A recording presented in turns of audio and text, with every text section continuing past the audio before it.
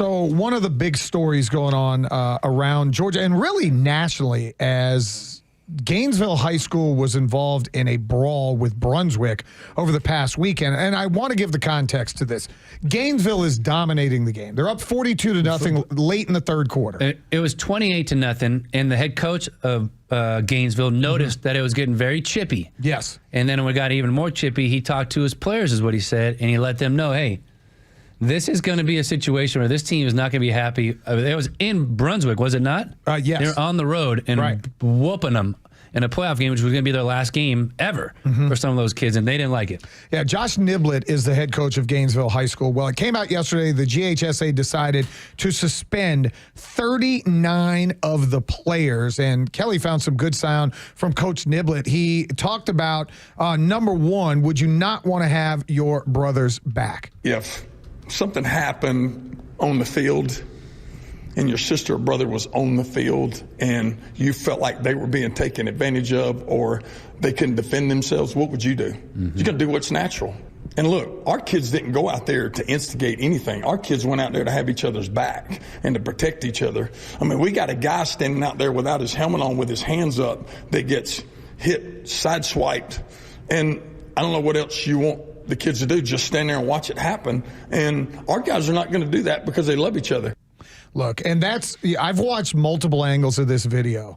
Gainesville was definitely not the aggressor.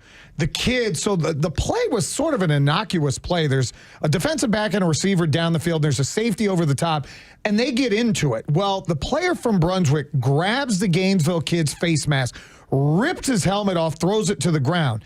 The Gainesville teammate tries to separate him to where the Brunswick player now sucker punches the guy, as Coach Niblett said, sideswiped him with his helmet off. So now you've got a kid with his helmet off who's been hit. Of course, now people are going to run on the field to take care of their kids. And then there's a player from Brunswick, and I don't have his number right in front. 70-something? 77, I think. And I could be wrong, so I don't want their parents to be mad at me.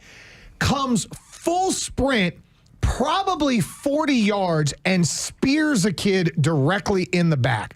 I mean, spears him in the back. And that's where the fracas really comes from. More from Coach Niblett as he talks about people being there and not being there. There's a lot of people out there that have these opinions about it and watch the video. If you weren't there for the whole game, if you weren't there in between plays, if you didn't get to see the whole thing, you don't have any idea. So you really don't even need to talk about it. Look, so 39 players suspended. They are appealing this coming up today. I bet you it gets cut in half. When we just watch that, it's like, oh, these kids overreacted. Somebody's probably running their mouths. But what he's telling you is there's a build-up to this point. There was an absolute beatdown, 28-0. When he looked at his players like, hey, it's already getting a little chippy. Let's kind of tone it down a notch. And then that kid for Brunswick loses his mind, rips the helmet off, punches the guy in the face. And then the other kids try to come in there and break it up. And they still don't really want to do anything or instigate. Right. And that's when Big 77 came out of nowhere and blasted a poor kid. And then all hell broke loose. Right. And they called the game at that point. Like, that's the end. 42-0, you guys are going home. For Brunswick, their season was coming to an end anyway. And I hate to paint it in that situation, but they didn't care anymore. Exactly. You get in a fight, who cares? Game's over. Now we're going to ruin your season, and that's exactly what they've done so far to Gainesville. Gainesville's about to play in a quarterfinal round against Langston Hughes, who is really, really good. You need all your players, and now you're talking about 39 being suspended. So I had a chance to meet Coach Niblett. Is that his last name? Yeah. At the Touchdown Club event that I spoke at. He has some kids. In unbelievable shape. He is in unbelievable shape with like quarterback jaw and just a pristine, perfect like beard and everything else. Whole thing is, he's an impressive dude, and he's got his team playing at a high level. But I had a chance to catch up with him for a minute, and very kind of even-mannered, even-keeled kind of dude in that environment. I don't know what was said or what happened led up to this whole thing. I'm sure it got chippy like he's talking about, and people were running their mouths. Right. And then one guy goes rogue. And I don't know how those other guys are supposed to react. You can't run on the football field. That's a rule we all know. Right. And that they've been taught and told about. I get all that. But you see one of your teammates get sucker punched. You see a kid come 50-yard sprint and blast somebody in the back to the first cut. So who's supposed to handle that? You're going to have, you're talking about 15 to 18-year-olds, and there's probably 12 coaches on the sideline. No matter how much they're yelling, they're not stopping it. My team got in a brawl. Somebody took a swing at my point guard. I'm trying to grab 12 kids to stop them from running on the floor, and there's no stopping them. You grab one and 4 run around you, and now it's just try to be an adult and not let too many punches be thrown. Along those lines, it was a little tough to watch one of the angles of the video. You got 3 referees just sort of walking their way up to the mayhem. They don't know what to do. But they don't want to get know. punched. They don't want to get punched, and it just all around just an ugly, ugly situation. And I'll be curious to see what they decide upon. I ask you too, what should be done?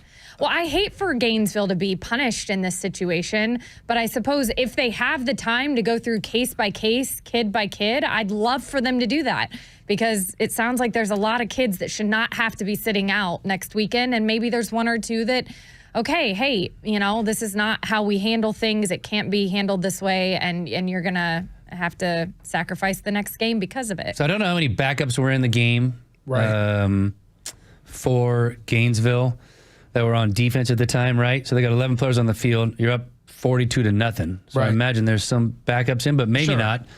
I don't know that the guys that are on the field need to be penalized because they're just there and they're trying to protect each other and they didn't instigate anything. The kids that ran off the sideline and really got into the action, you need to think long and hard about that punishment. If guys got on the field and didn't do anything, you might be able to kind of figure out a way to keep them in the ball game. Right. It's a touchy situation. I sure as hell don't think every one of those guys they suspended should be out. No. Now, Gainesville on their official roster has 91 players on the roster. But if you lose 39 in a quarterfinal game that, again, Langston Hughes is a great football team to begin with. It's going to be an uphill battle. I personally have Gainesville's back. Look, you ran on the field. If you didn't throw a punch, I'm not suspending you. If you were just separating, whatever. Go frame by frame, minute by minute, and take care of it.